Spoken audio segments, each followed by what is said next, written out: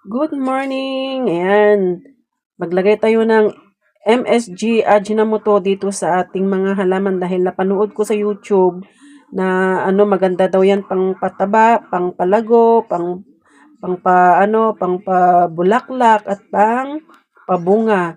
Ayan mga guys, yung una kong inilipat noon sa Pepsi bottle nung kararating pa lang galing sa DIY shop.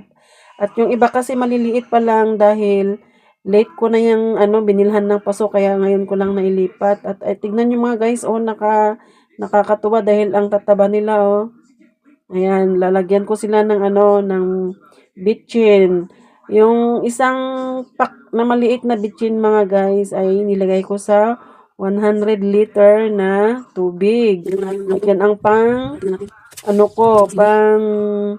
dilig ko. Ayan, ang aking sili mga